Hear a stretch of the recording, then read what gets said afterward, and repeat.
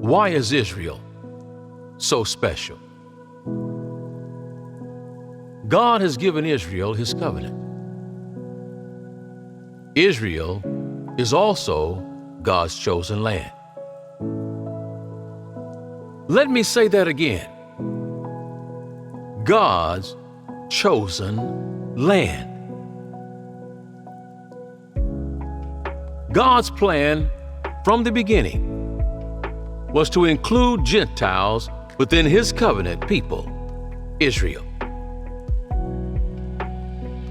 Since the first century, salvation comes uniquely through faith in Jesus, the Messiah.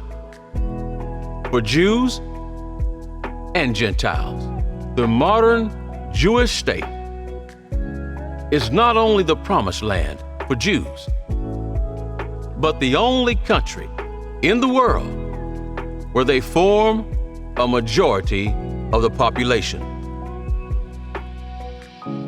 For Christians, Israel is the Holy Land because it is the place where Jesus' life and death unfolded. This was the beginning of what was to become the nation of Israel. Now the Lord had said unto Abram, Get thee out of thy country, and from thy kindred, and from thy father's house, unto a land that I will show thee, and I will make of thee a great nation, and I will bless thee, and I will make thy name great, and thou shalt be a blessing, and I will bless them that bless thee, and curse him that curseth thee. And in thee shall all families of the earth be blessed. Genesis chapter 12, verses 1 through 3. The attack on the people of Israel has happened before. Haman was an iconic figure in biblical times.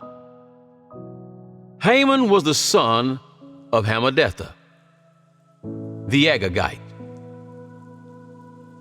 Haman lived in the days of King Ahasuerus and Queen Esther. Haman was portrayed as a man with an insatiable quest for power, wantedness, wealth, lover of unending pleasures, and one that loved undeserved accolades. After Haman was appointed the principal minister of the king of Ahasuerus, all of the king's servants were required to bow down to Haman, but Mordecai refused to. All the other Jewish people bowed to Haman, as it was customary to bow to leaders and kings. Scripture is full of such examples, like David bowing to Saul in 1 Samuel chapter 24. But Mordecai didn't, and we don't really know why. One popular theory from scholars suggests that perhaps it was because Haman was a descendant of Agag. Esther chapter 3, verse 1. And Mordecai of King Saul. And since Agag and Saul were enemies, their descendants were too. Esther chapter 9, verse 24. Angered by this, and knowing Mordecai's Jewish nationality, Haman convinced King Ahasuerus to allow him to have all the Jews in the Persian Empire killed. We don't fully understand the root of their hatred for one another. But regardless, it was the spark that lit the fire. Haman wanted to punish not just Mordecai, but all the Jewish people in Persia. And so, the punishment far outweighed the crime. Haman dismissed an entire people and pursued them to death. On May 15, 1948, Israel declared independence, thus beginning the Israel-Arab War, with 5 Arab states fighting against the creation of the state. The Palestinians refused to recognize the resolution, and violent conflict between both groups continued. Now, just recently, it's happening all over again.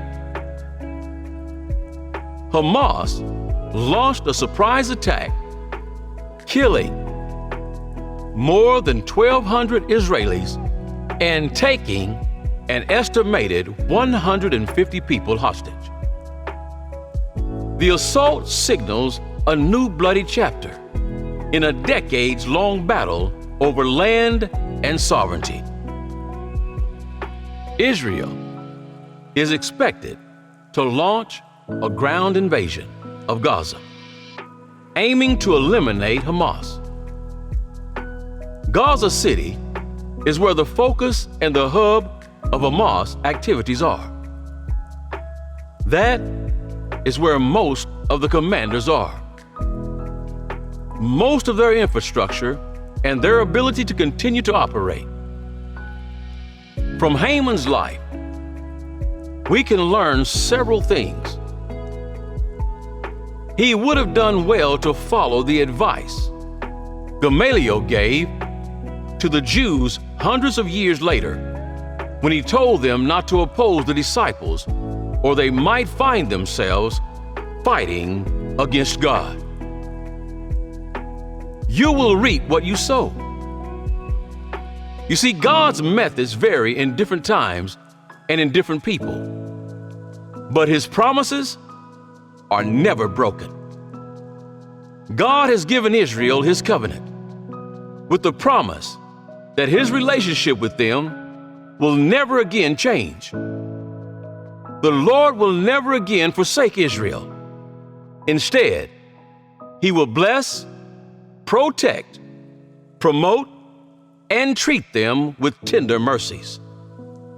God's final promise to Israel is found in Exodus chapter 6, verse 7. I will take you as my own people, and I will be your God.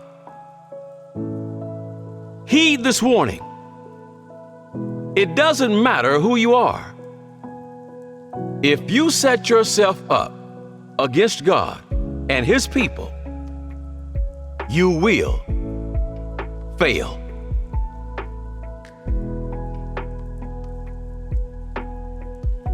Please subscribe, like, and share this video.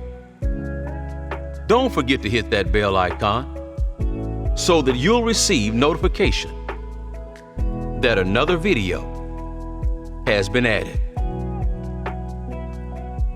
Thank you for watching.